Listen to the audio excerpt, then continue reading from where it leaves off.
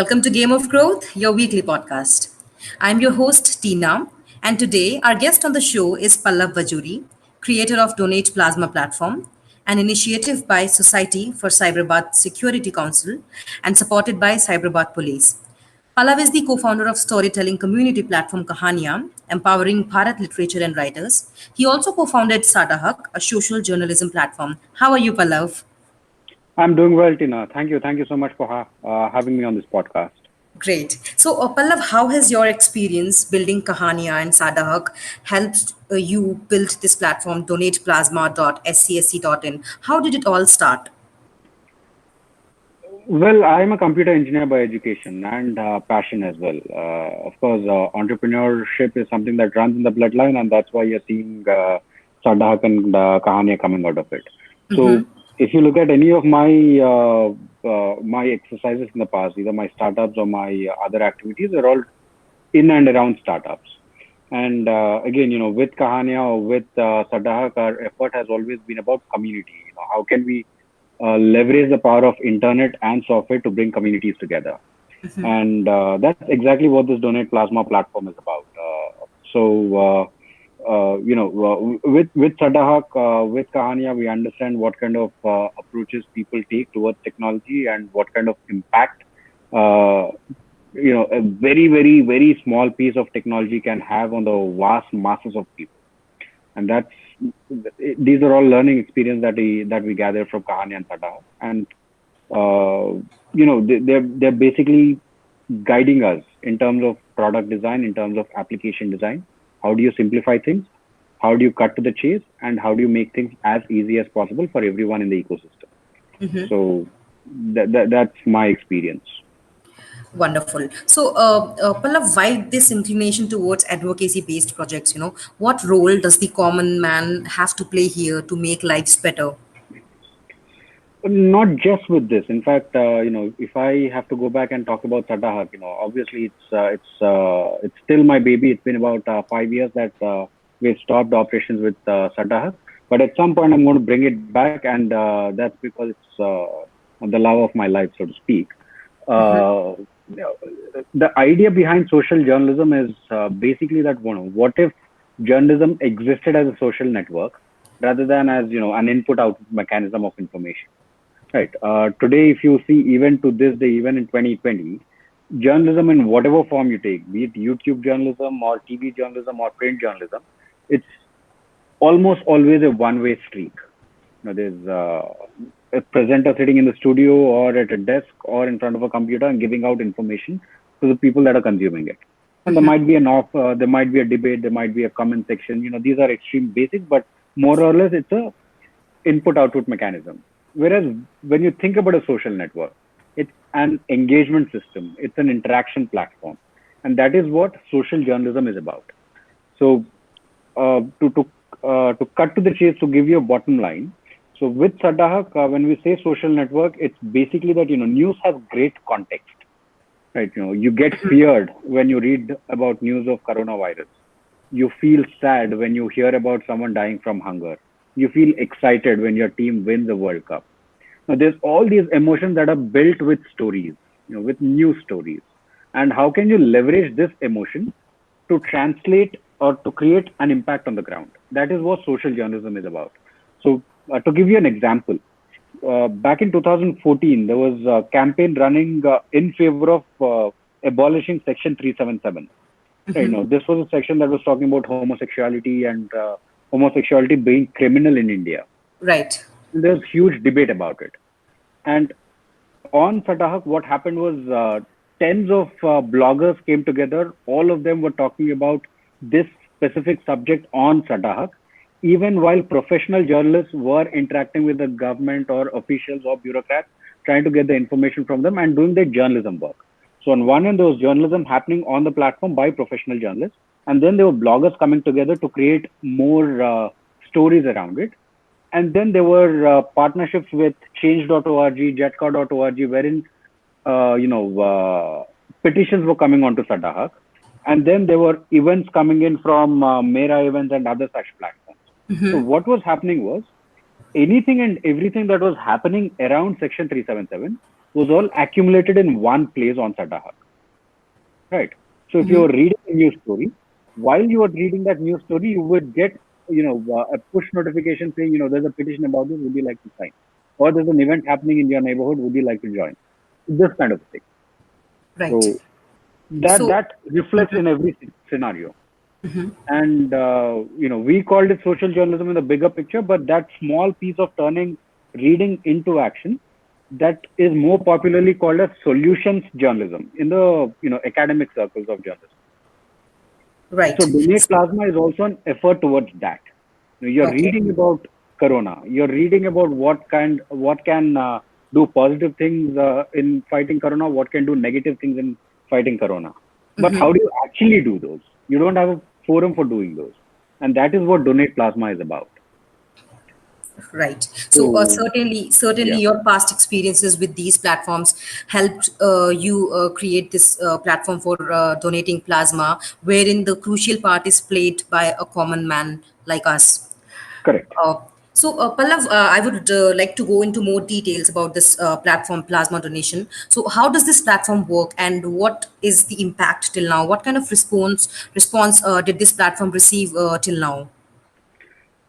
So in terms of the technicalities of the platform itself, it's an extremely simple platform. It comes off as a little intelligent, but it's extremely simple to the core. If you are someone who's looking to get plasma, you can fill out a form on this and say, my name is so and so, my blood group is so and so, I'm in this area, I'm in this hospital, and I want plasma. You just fill out a form that is about 10 or 12 fields, and you raise the request. And on the other side, if you're someone who have recovered from COVID, and if it's been 14 days since you've tested negative for COVID, then you can come in and register as a donor of plasma. And it's again the same thing. You fill out a form saying, my name is so and so, I've recovered on so and so date, my blood group is so and you fill out that form. And what our application does on the back end is it looks at all the requests that have come in. And as soon as someone raises a request, it does a scan in a 5 kilometer radius. And within 5 kilometers, if there is someone who's of a suitable blood group, and if they are, as if they are tested to be eligible for plasma donation, they will Okay. get an SMS saying XYZ person at this hospital is looking for plasma, and it suits your blood group. If you want to get in touch with this person, contact on this number. All the donors in that 5 kilometer radius get that notification. And then they go in and call the person and take it from there. Behind the scenes, what we also have is a team of volunteers who are actively communicating with donors as well as recipients and ensuring that the requests that are coming in are closing. Because so far, we've gotten about 260 requests on this platform for receiving plasma. And we've got Wonderful. about 60 donors registered on this platform so far. And all of this has happened within the last 48 to 72 hours. Right. That's So, great. we have about a 14 to 15 member volunteers team at this point who are actively, coordinating and communicating between the donors and recipients and ensuring. So, creating the data bank is easy because there's so many people who need plasma and they'll actively reach out in every avenue that they have. And there are Right. so many donors, they'll either go through WhatsApps or any other thing. But what is most important is fulfilling the request. And that is where we have created a team of volunteers, about 14, 15 of them, who are working actively to coordinate between donors and recipients and closing of the request. Wonderful.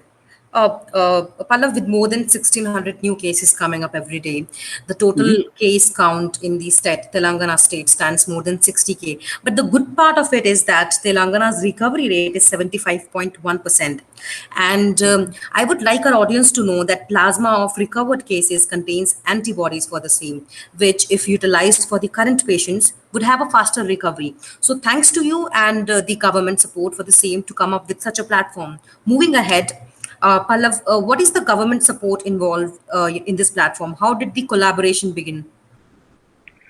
So it was honestly an initiative on behalf of the Commissioner of Cyberabad, Sri Sajjanar Garu. We have worked with him in the past. We are also the team that has built the SheSafe app for the commissionerate itself. And while we were discussing about SheSafe on another context, this had come up saying, there's this requirement wherein there's so many people who are wanting the plasma and they're calling our support line, but we have no way to organize this entire thing. And they've asked us to build some sort of a solution for this, and we came up with this platform. So, again, as I mentioned, it's a very simple platform. And the initiative actually came out actively from the mind of Sri Sajjanar Garu, saying, they're getting so many requests and they wanted an organized way of doing this. And that's how this platform came about. And going forward, given the response that we've been getting from the people, we are also working on various things. As I mentioned, first, we are doing a semi-intelligent search sort of a thing. So we first look at blood group compatibility in a 5 kilometer radius. Now we are trying to expand that into a 15 and 25 kilometer radius as well. And what is happening is we are getting requests from other states as well, asking us to replicate this platform for them. And Sri Sajjanar Garu has proactively said, even for the other states, we are going to do it ourselves proactively. We are going to sponsor this entire thing for them and all. So it's been a very, very positive initiative from Sajjanar sir on that front. Wonderful, wonderful. And considering the fact that the pandemic is here to stay, are there any other plan to expand this platform?